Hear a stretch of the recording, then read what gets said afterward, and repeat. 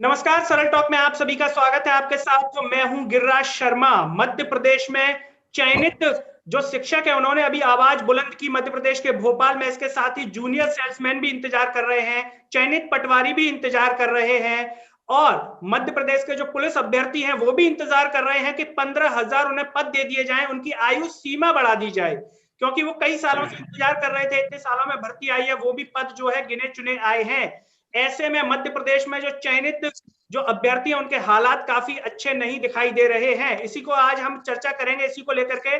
और चर्चा में हमारे साथ जुड़ रहे हैं सभी मेहमानों से आपका परिचय करवा देता हूं। मेरे साथ संतोष जी जुड़ रहे हैं जो कि चयनित शिक्षक अभ्यर्थी हैं, कविता गुप्ता जी चयनित शिक्षक अभ्यर्थी हैं, अवधेश सिंह भदौरिया जो कि डायरेक्टर है तपोभूमि कोचिंग के संचालक, संदीप पांडे चयनित पटवारी हैं। सभी मेहमानों का बहुत बहुत स्वागत है।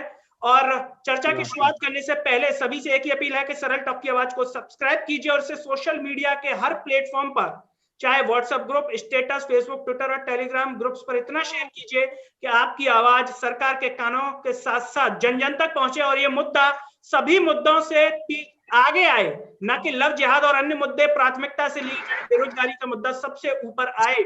चर्चा की शुरुआत करते हैं हम संतोष जी आपसे। अभी आप भोपाल गए, वहां पर जो है शिक्षकों ने अपना प्रदर्शन किया, आपकी मुलाकात वहां पर स्कूल शिक्षा मंत्री इंदर सिंह परमार से हुई। क्या आश्वासन आपको वहां पर? जी जी सर। जी हेलो। जी जी बोलिए हाँ संतोष जी। सर, हम लोग अभी 15 तारीख को इंदर सिंह परमार जी से मिले जी और काफी व्यस्त था उनका उस दिन कार्यक्रम, मिलने की कोई संभावना नहीं थी। जी लेकिन फिर बाद में उन्होंने हमसे मिलने की सहमति दी जी और हम उनसे मिले।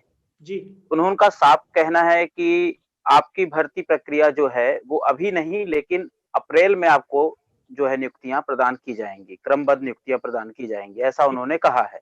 जी और कहा कि बहुत सारी इसमें विसंगतियां हैं और बहुत सारे रोक हैं, उनको हम दूर करने में लगे हुए हैं बहुत तेजी से जी और जल्दी ही आपको परिणाम मिलेगा।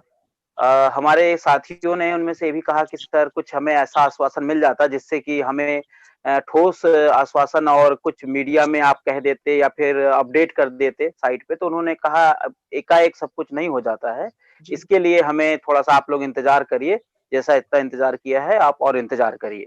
बिल्कुल तो बस यही मामला है कि हमें वहाँ से आश्वासन तो दिया है उन्होंने और कहा है कि आपको विश्वास करना पड़ेगा। अब विश्वास सरकार पे ही करना पड़ेगा क्योंकि चुनी हुई सरकार है और सरकार को भी ये सोचना होगा कि जो हमने बात अपने लोगों से कही है वो हम उस बात पे अक्षरशः सही साबित हों।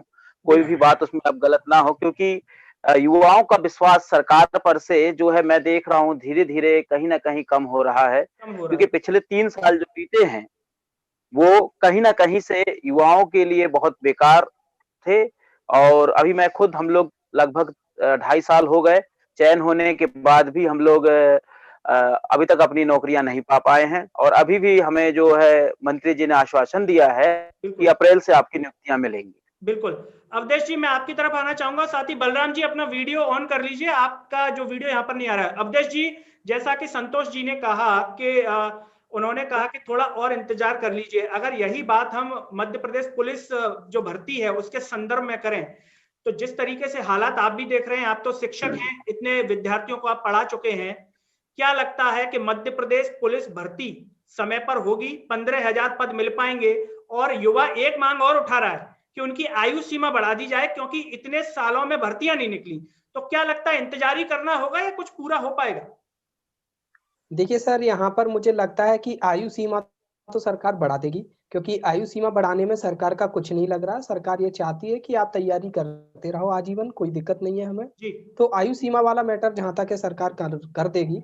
जी लेकिन जो 15,000 वैकेंसी की मांग उठा रहा है युवा, जी उसको लेकर मुझे नहीं लग रहा है कि सरकार इस दिशा में कोई कदम उठा सकती है। जी सरकार जो पहले उन्होंने बोला था कि हम 6,500 पद निकालेंगे, उसके बाद फिर उन्होंने, गृह मंत्री जी ने मतलब प्रेस में विज्ञप्ति दी थी कि हम 4,500 पद निकालेंगे। जी लेकिन अभी 4,000 पदों के बारे में सूचना आई थी। जैसा कि पहली बार हुआ था व्यापम पर कि किसी भी एग्जाम के पहले सूचना दी गई हो, नोटिफिकेशन के पहले सूचना दी गई हो। अब उस सूचना के विषय में भी सर अगर देखा जाए तो उस सूचना में यह बताया गया था कि 25 नवंबर को हम आपकी रूल बुक दे देंगे 4000 पदों के लिए, और उसके बाद दिसंबर में उसके फॉर्म भरना स्टार्ट हो जाएंगे।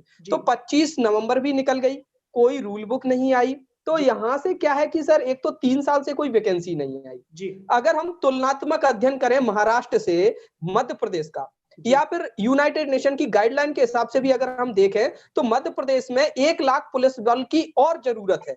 बिल्कुल, अभी वर्तमान में 1 लाख पुलिस बल की जरूरत है। अगर 4000 भर्ती आप 3 साल में निकालने की सोचोगे तो इससे किस तरीके से हम इस गाइडलाइन तक पहुंच पाएंगे? बिल्कुल भी नहीं पहुंच पाएंगे। तो सर सरकार की एक तो इस तरीके की मंशा, और बार बार हर साल जो भर्तियां आगे बढ़ाई जा रही हैं।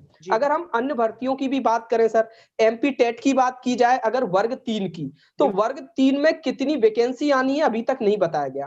केवल एक एलिजिबिलिटी टेस्ट सरकार करा रही है, उसके विषय में कोई जानकारी नहीं मिली है। अभी शिक्षक भर्ती की ही बात की जाए सर, वर्ग 1 व वर्ग 2 की, तो वो 3 साल से उसकी प्रक्रिया चल रही है। पहले तो सर 10 साल बाद वैकेंसी निकली, बिल्कुल 10 साल बाद वैकेंसी का निकलना, उसके बाद वैकेंसी को 3 साल हो जाना, भर्ती प्रक्रिया चल रही है, पेपर हुए, एग्जाम फॉर्म भरे गए, और अभी तक उनको ज्वाइनिंग नहीं मिल पाई। चाहे वो जूनियर सेल्समैन देख लीजिए, पटवारी के भी मतलब वेटिंग वाले लोग रह गए, ऐसे बहुत सारे उदाहरण हैं। तो इन सभी उदाहरणों को अगर देखा जाए तो लोगों का यही है कि मतलब विद्यार्थियों को बिल्कुल भी ऐसा नहीं लग रहा है कि भर्ती हमको समय पर मिलेगी। तो ये सरकार सर क्या है, भरोसा खो चुकी है एक तरीके से। अवधेश जी, संदीप जी मैं आपकी तरफ आना चाहूंगा। जैसा कि अवधेश जी ने कहा कि भरोसा खो चुकी है सरकार, चाहे वो किसी भी चीज को लेकर के ले लें। हम चयनित शिक्षक 2 साल से इंतजार कर रहे हैं, पुलिस भर्ती वाले इंतजार कर रहे हैं, क्या लगता है पटवारियों को भी इसी श्रेणी में शामिल होना होगा? गिरिराज जी, सबसे पहले तो आपका धन्यवाद कि सरल टॉक के माध्यम से फिर हमें आवाज रखने का अवसर मिला है। जहां तक भरोसे की बात कहें, मुझे लगता है मध्य प्रदेश में सब कुछ राम भरोसे ही चल रहा है, क्योंकि शासन और प्रशासन की जो व्यवस्थाएं वर्तमान में चल रही हैं, उसमें कोई भी व्यक्ति जिम्मेदारी लेने के लिए आतुर नहीं है, या जिम्मेदार पदों पर बैठे हुए व्यक्ति हैं तो अपनी जिम्मेदारी को सही तरीके से निभा नहीं रहे हैं। आज ही हमने जबलपुर में शिवराज जी के लिए ज्ञापन दिया हुआ है, पटवारी अभ्यर्थियों ने, और पुलिस भर्ती वाले अभ्यर्थी भी थे वहां साथ में थे, उन्होंने ज्ञापन दिया हुआ है। 3 दिन पहले हमने वीडी शर्मा जी से भी मुलाकात की। हर व्यक्ति एक ही बात कहता है कि आप लोग पात्रता रखते हैं, परीक्षा पास की है, आपको नियुक्ति मिलनी चाहिए। अब नियुक्ति मिलनी चाहिए मध्य प्रदेश के घर घर का बच्चा जानता है, लेकिन मिल क्यों नहीं रही, सबसे बड़ा प्रासंगिक प्रश्न यही है कि आप देना क्यों नहीं चाहते। तो या कहीं ना कहीं की इच्छा शक्ति में कमी है, या सरकार को इस चीज पे भरोसा नहीं है कि भाई वो नियुक्ति दे पाएंगे। मुझे तो यही लगता है कि अधिकारियों की जो कार्यशैली रही है, वो कार्यशैली ऐसी नहीं रही है कि वो जिम्मेदारी वाली रही हो, और जिम्मेदारी ना निभा पाने के कारण नेताओं, जो मंत्री वगैरह या हमारे जो जनप्रतिनिधि हैं, वो माइक से या अन्य जगहों पे जनता से ये तो कहते हैं कि हम आपके लिए, आपके चुने हुए, आपकी सेवा के लिए, किंतु जब भी सेवा का अवसर आता है या कोई ऐसा कार्य आता है जिसमें लोगों को लाभ होना हो, आम जनता को, वो वहां से पीछे कदम हटा लेते हैं। मतलब वो समस्याओं का समाधान करना नहीं चाहते, समस्याओं को बनाए रखना चाहते ताकि राजनीति चलती रहे। बिल्कुल, चाहे कांग्रेस सरकार हो या भाजपा सरकार हो, चाहे शिक्षक की बात कर ले, आप पटवारी की, जूनियर सेल्समैन की, सभी में यही स्थिति बनी हुई है। कविता जी, कविता जी मैं आपकी तरफ भरोसा वो देते रहेंगे। जी, कविता जी मैं आपकी तरफ आना चाहूंगा कि मध्य प्रदेश के जो मुखिया हैं कहते हैं बेटी बचाओ बेटी पढ़ाओ, संदेश देते हैं, बेटियों को आगे बढ़ाने की बात करते हैं। लगता है संपर्क टूट गया है कविता जी से। बलराम जी मैं आपकी तरफ आना चाहूंगा। जूनियर सेल्समैन की अगर हम बात करें, कितने महीने से आप लोग इंतजार कर रहे हैं अपनी जो है भर्तियों को लेकर के, अपनी ज्वाइनिंग को लेकर? जी सर, आपका धन्यवाद जो आपने हमें बात रखने के लिए समय दिया, मौका दिया। तो सबसे पहले तो ये कि जो हमारी भर्ती है करीब आज 3 साल हो रहा है उसका, 2018-17-18 की भर्ती है। हमें रिजल्ट लाने के लिए भी 2 साल का संघर्ष करना पड़ा। आजकल एक नियम बन गया कि हर चीज के लिए अगर आप कर भी लेते, रिजल्ट भी आ जाता है, तो पे भी हमें संघर्ष करना पड़ता है, छीनना पड़ रहा है। छीनने के बाद भी हमें चीज नहीं मिल रही है। आप सोच सकते हैं कि हमारा रिजल्ट 20 मार्च 2020 में आया है, और सबसे पहली बात तो आज सरकार हर सोसाइटियों को कंप्यूटराइज कर रही है, लेकिन पहले हमें नियुक्त तो करे। जो पहले से जो सेल्समैन हैं उनको रखे हुए हैं, वो पुराने हैं, वो सिर्फ मैनुअल काम जानते हैं। अगर आप कंप्यूटराइज करना चाहते हैं तो टेक्नोलॉजी के लिए आप नए युवाओं को मौका देंगे, तब तो नए युवा उसमें काम कर पाएंगे। बिल्कुल जी। उसके लिए जी बोलिए। और हमने इसके लिए बहुत सारे आंदोलन किए, हम ज्ञापन दिए, केवल हमें सिर्फ और सिर्फ आश्वासन मिलता है। सरकार क्या कहती है कि इनके साइन हो जाएंगे तो एक हमारी फाइल आगे चली जाएगी। फिर अगर हम मंत्री से बात करते हैं तो मंत्री जी बोलते हैं मुख्यमंत्री जी के साइन रह गए। तो ये ऐसा साइन करते हुए हमें 2 साल का इंतजार करना पड़ा। एक साइन करने में 2 सेकंड का समय भी नहीं लगता है, हमने 2 साल इंतजार कर रहे हैं और आखिर हमारी ओवर एज हो रहे हैं, युवा ओवर एज हो रहा है। और कोरोना के समय सिर्फ हमारा जो वेरिफिकेशन रोका गया था सिर्फ कोरोना का बहाना बना के कि भीड़ लग जाएगी, कोरोना के कारण भीड़ लग जाएगी। बलराम जी मैं आपकी तरफ आऊंगा, कविता जी मैं आपकी तरफ आपसे यही सवाल है मेरा कि मध्य प्रदेश के जो मुखिया हैं वो बेटी बचाओ बेटी पढ़ाओ का संदेश देते हैं और जब बेटियां पढ़ती हैं, शिक्षक बनती है मेहनत करके, तब उन्हें इतना इंतजार करना पड़ रहा है, इतने साल। क्या कहेंगी आप? सर बेटियों के प्रति मतलब मुझे बड़ा माननीय मुख्यमंत्री जी पर विश्वास था क्योंकि वो अपने आप को हमारे मामा जी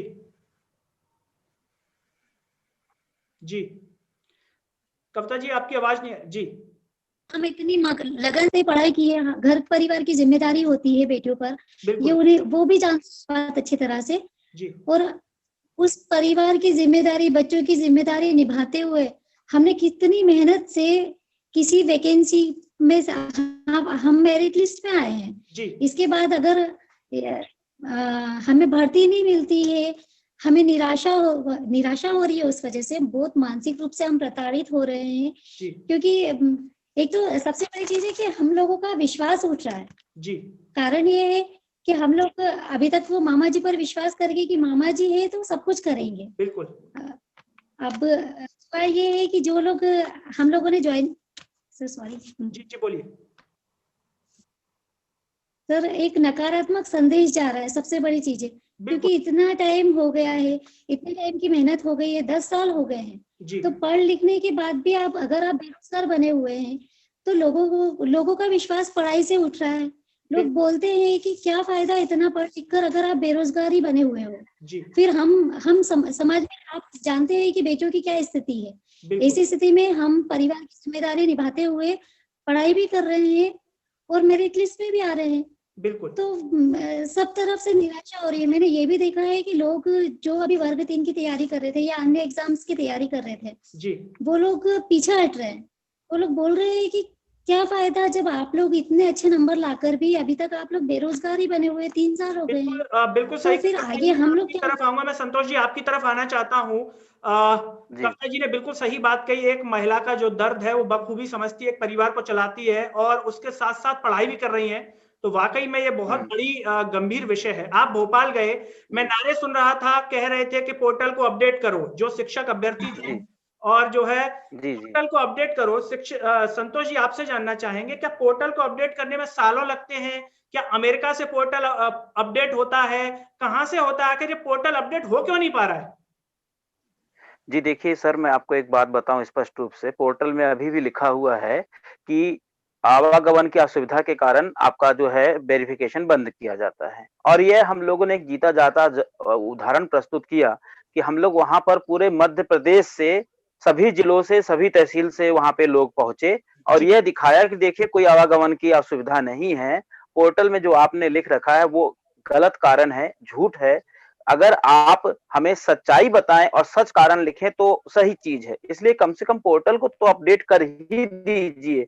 भाई इतना बड़ा झूठ बोल रहे हैं आप जरा सोचिए आप क्या कह रहे हैं। आप कोई एरी गैरी संस्था नहीं है, किसी राज्य की एक प्रतिष्ठित संस्था है और वो संस्था इस तरह का गलत काम कर रही है।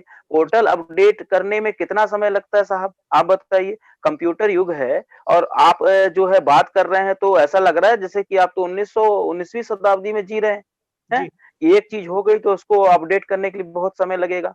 हमें तो सबसे बड़ी दुख की बात ये लगती है कि सरकार ध्यान क्यों नहीं दे रही युवाओं पे। चलिए मैं बोल रहा हूँ वित्त की समस्या है तो कम से कम जो प्रभारी है, मंत्री हो चाहे अधिकारी हो, वह आकर के एक बार मीडिया के सामने या एक प्रेस नोट्स निकाल के जानकारी सही तो दे सकता है कि आपकी भर्ती इसलिए रुकी हुई है, आप इस कारण से होगी, अब होगी, तब होगी, किसी समय होगी, तो वो जानकारी तो दे। लेकिन अभी तक इतने प्रयास करने के बाद, जैसे अभी मेरे भाई लोग बता रहे थे सभी भर्तियों में यही हाल है, कोई अधिकारी बोलने को तैयार नहीं, तो मतलब क्या है फिर हम लोगों के पढ़ने लिखने का, योग्य होने का? भाई हमने पढ़ाई करी, योग्यता साबित करी, इसके बाद भी हमें इंतजार करना पड़ रहा है, संघर्ष करना पड़ रहा है, तो फिर क्या मतलब है? और ऐसा नहीं है, सारे लोगों को पता है, लेकिन फिर भी शांत बैठे, तो शांत बैठे तो कहीं ना कहीं फिर शक होता है, विश्वास उठता है सरकार से, भाई क्यों ऐसा कर रहे हैं? आपका जो दर्द है, हर शिक्षक का दर्द एक तरीके से आप बयां कर रहे हैं, बिल्कुल सही है। अब हम आपकी तरफ आना चाहेंगे। आपने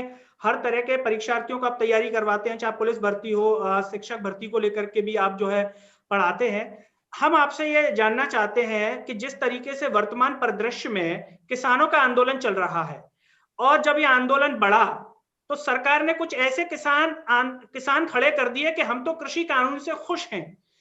क्या लगता है आपको, आने वाले समय में अगर शिक्षकों के आंदोलन, जूनियर सेल्समैन के आंदोलन या अन्य आंदोलन इतने उग्र हो जाएं, तो इन्हीं में से लेकर के कुछ को अपने साथ खड़े करके कह सकती है क्या कि नहीं, हम तो संतुष्ट हैं 2 साल से, 3 साल से, हम तो खुश हैं सरकार के साथ? आंदोलन तोड़ने की ये भी एक रणनीति हो सकती है। हाँ, रणनीति ला सकते हैं। बस यही है कि सरकार क्या है, बस इस चीज से डरती है कि हम जो गलत कर रहे हैं वो बाकी सभी लोगों को पता ना चल जाए। भले तक हम छोटे छोटे ग्रुपों में भले तक सभी लोगों के साथ गलत करते रहे, कि चलो शिक्षक भर्ती का एक ग्रुप है कि 20,000 लोग पात्रता रखते हैं, अभी उन्होंने अपना एग्जाम क्वालिफाई किया है, इन 20,000 को रोके रखते हैं, क्या क्या कर लेंगे?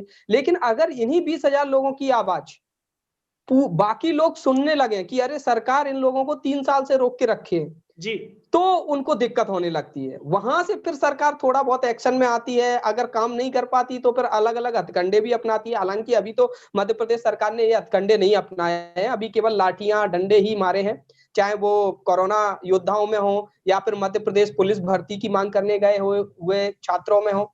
तो अभी तो उन्होंने केवल डंडे की बात की है, अभी इस तरीके की कूटनीति तो अपनाई नहीं है ना अवधेश जी। ये लोकतंत्र की हत्या में भी नहीं आता। बंगाल में हमला हो जाए तो लोकतंत्र की हत्या है।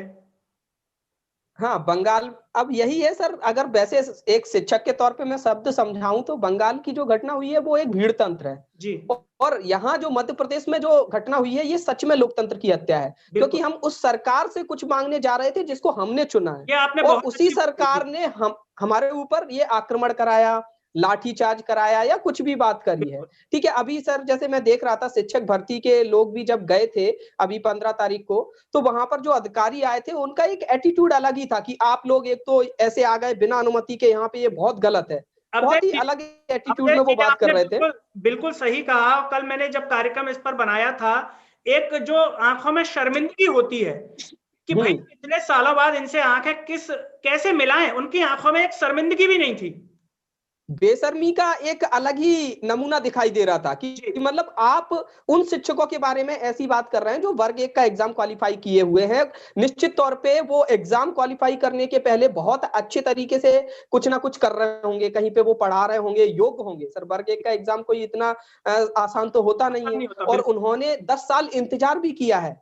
वो एक सेवा क्षेत्र में आना चाहते हैं, जो गरीब छात्र हैं। सरकारी स्कूल में कौन पढ़ता है? गरीब छात्र पढ़ते हैं। तो उन छात्रों को पढ़ाना चाहते हैं, जबकि सर जो व्यक्ति वर्ग 1 का एग्जाम क्वालिफाई कर रहा है उसके लिए बहुत अच्छी लाइफ है, ट्यूशंस वगैरह, इससे वो बहुत अच्छी अर्निंग भी कर सकते हैं और बहुत सम्मान की जिंदगी भी जी सकते हैं। लेकिन फिर भी वो सरकारी नौकरी में आना चाहते हैं, सेवा देना चाहते हैं।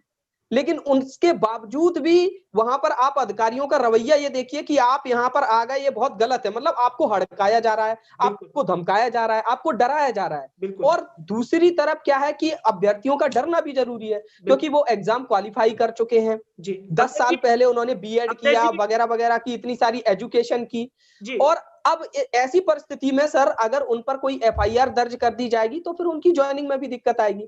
तो वही चीज है कि सरकार क्या है, अपने खिलाफ अपना जो भी गड़बड़ काम कर रहे हैं उनके खिलाफ अगर कोई आवाज उठाता है तो उसको दबाने का प्रयास करते हैं। जी, तो अभी तो सर यही स्थिति चल रही है। जो शिक्षक हैं वो गरीब छात्रों को पढ़ाते हैं, गरीब बच्चों को पढ़ाते हैं, और मैं कहूंगा कि एक तरीके से हीरे जो देश के होते हैं वो सरकारी स्कूल से पैदा होते हैं, और ये तैयार करते हैं शिक्षक उनको जो हीरा बनाते हैं। और देश में आज कई ऐसे उदाहरण हैं जो सरकारी स्कूल से पढ़ करके बड़ी बड़े जो है कंपनियों में काम कर रहे हैं।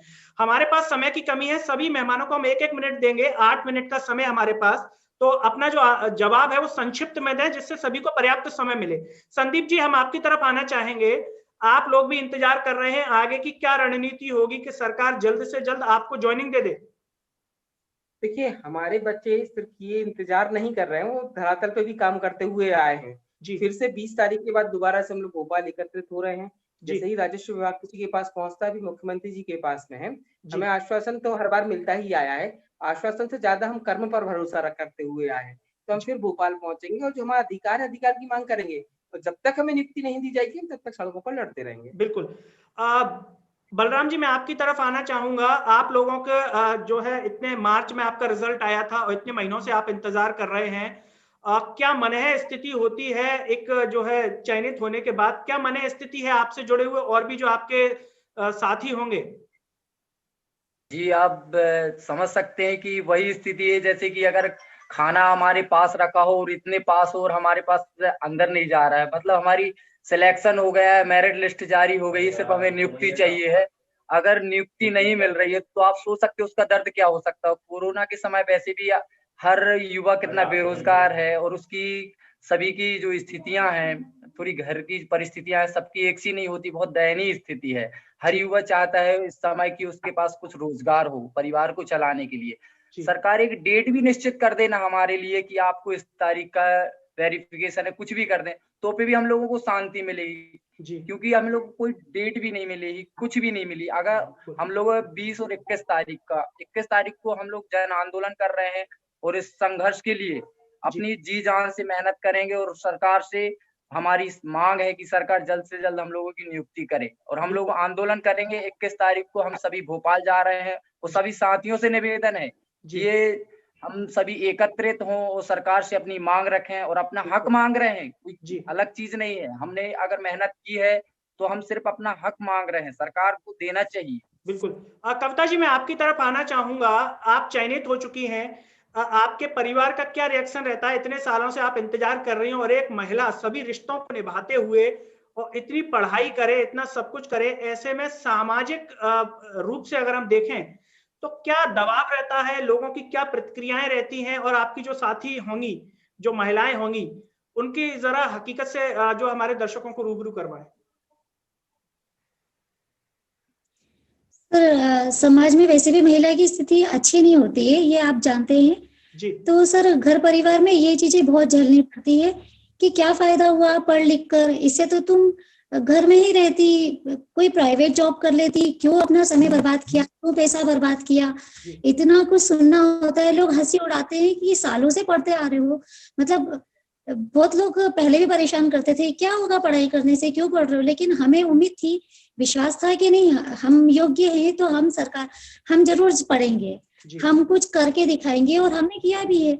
लेकिन अभी भी लोग, मतलब हमें शर्म आती है कई बार बाहर निकलते हुए, क्योंकि लोग इस टॉपिक को लाते हुए देर नहीं करती है। उन्हें तो लगता है ना कि देखो अभी तक ज्वाइनिंग नहीं हुई है, तुम लोग क्या कर रहे हो, कुछ नहीं होगा तुम्हारा। मतलब लोग इस तरह से हंस उड़ाते हैं कि लगे हैं हम लोगों की नियुक्ति पे कि आप लोगों की सिलेक्शन हुआ भी है या नहीं हुआ है, आप लोग ऐसे ही झूठ बोलते रहते हैं। आपने बिल्कुल सही बात की।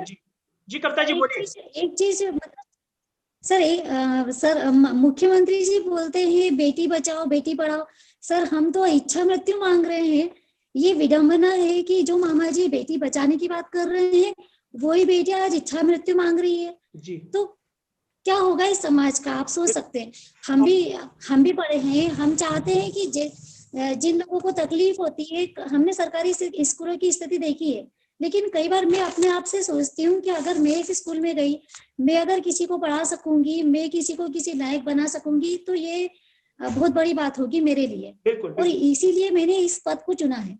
बिल्कुल। नहीं तो मैं किसी और भी जगह जा सकती। बिल्कुल। तो सर मतलब बहुत ज्यादा परेशान है अभी तो हम सिर्फ माने। जी कविता जी बिल्कुल। संतोष जी, तो मुख्यमंत्री जी से एक ही जी बोलिए हमारी एक ही सर मैं एक ही चीज कहना चाहूंगी कि जो मुख्यमंत्री होता है वो राज्य का हम जनता है, तो वो हमारे राजा है और राजा की बिल्कुल। जी कविता जी बिल्कुल। संतोष जी, मैं आपकी तरफ आना चाहूंगा, संक्षिप्त में जवाब चाहूंगा। स्थिति स्पष्ट है, उन्होंने कह दिया कि हम अप्रैल से देंगे, अप्रैल से चालू होगी, पोर्टल अपडेट हो जाएगा। दिसंबर का महीना चल रहा है, ऐसे में आप लोग जो है, आपके जो साथी शिक्षक हैं, वो खर्चा चलाने के लिए क्या कर रहे हो, क्या समस्याएं आ रही है, क्योंकि इतने महीने अब आपको खर्चा भी निकालना होगा। एकदम सर। देखिए सर, लगभग हम लोग सभी पूर्णतः शिक्षा पे आधारित सर थे, लोगों शिक्षा देना हमारा काम था, लेकिन सर सारी व्यवस्थाएं बंद हैं। दूसरी बात, जो ट्यूशन वगैरह चलते थे, क्योंकि कोरोना काल में आर्थिक रूप से सभी को तोड़ दिया है, तो वो भी सब बंद हो गई है, लोग पढ़ाने के उसमें नहीं है। तो सर हम लोग की स्थिति बहुत दयनीय है, या तो मजदूरी करें, या तो फिर हम लोग सड़कों पे लगा के आलू प्याज बेचें, या तो फिर चाट फुल्की के ठेले लगाएं। सर इतनी बेकार स्थिति हो गई है कि अब तो हमें उधार भी मिलना बंद हो गया है, क्योंकि लोग बोलते हैं कि इनका तो चयन ही नहीं हुआ, इनका अगर चयन हुआ होता तो नौकरी पे होते, तो अब उधार भी नहीं मिल रहा है। तो सर मैं बस सरकार से एक विनम्र अनुरोध करना चाहता हूँ कि जैसे आपने हम लोग को अभी आश्वासन दिया है, उस आश्वासन पे आप पूरे खरे उतरें, जिससे कि युवाओं का विश्वास आप पे जगे। अन्यथा सर इतना ज्यादा आक्रोश हो रहा है कि वह अब शायद इस समाज के लिए अच्छा नहीं है। मैं तो चाहूंगा कि सरकार जो कही है उस पे वो खरी उतरे, और उसके लिए उसको जो भी प्रक्रिया अपनानी है वो जल्द से जल्द अपनाए, क्योंकि ये एक भर्ती या एक उसकी नहीं, ये पूरे समाज की बात है। और हम लोगों ने सर ये प्रोफेशन को इसलिए ही चुना था क्योंकि एक सामाजिक है, और इसमें समाज में हमें बड़ा सम्मान मिलता है। बिल्कुल संतोष, इसलिए सर हम लोगों ने इतनी मेहनत की। बिल्कुल। सभी मेहमानों का, संदीप जी, अवधेश जी, बलराम जी, कविता जी, संतोष जी, आपका बहुत बहुत धन्यवाद जो आपने अपना कीमती समय सरल टॉक के कार्यक्रम के लिए निकाला। तो दोस्तों, साफ तौर पर पूरे मध्य प्रदेश की एक ही पुकार है कि अब तो भर्ती दो सरकार। और जैसा कि सभी जो मेहमान थे उन्होंने कहा कि अब तो लोग शक करने लगे हैं कि हमारी नियुक्ति हुई भी है या नहीं हुई है। यह शर्मिंदगी का विषय इनके लिए नहीं होना चाहिए, ये शर्मिंदगी का विषय होना चाहिए सरकार के लिए, उन जिम्मेदार अधिकारियों मंत्रियों के लिए जो इनसे संबंधित हैं, और उनकी आंखों में बिल्कुल भी शर्म और हया नहीं दिखाई देती, आंखों में आंखें डाल करके बात करते हैं। कैसे कर लेते हैं, हमें यह अचरज होता है। क्या उनके अगर जो बच्चे बच्चियां अगर इसकी जगह होते तो भी क्या वो ऐसा ही महसूस करते जो आज वो महसूस कर रहे हैं? ऐसा हम इसलिए कहने को मजबूर हैं क्योंकि ये कई सालों से इंतजार कर रहे हैं, और ये वाकई मध्य प्रदेश के लिए शर्मिंदगी की बात है, कोई गर्व का विषय नहीं है कि जो इतने सालों से इंतजार कर रहे हैं। सरकार से सिर्फ यही निवेदन रहेगा कि जल्द से जल्द इन्हें ज्वाइनिंग दे दी जाए। और सभी से एक ही अपील है कि सरल टॉक की आवाज को आप सब्सक्राइब करें, सोशल मीडिया का हर प्लेटफॉर्म, आपका WhatsApp group, status, Facebook, Twitter, Telegram groups पर इतना शेयर करें कि आपकी आवाज पहुंचे सरकार के साथ साथ जन जन तक, और बेरोजगारी का मुद्दा हमेशा से प्रमुखता से ऊपर आए, न कि लव जिहाद और अन्य मुद्दे ऊपर दिखाई दे। मेरे साथ फिलहाल इतना ही, अगले वीडियो में आपसे फिर होगी मुलाकात, तब तक के लिए मुझे दीजिए इजाजत, नमस्कार।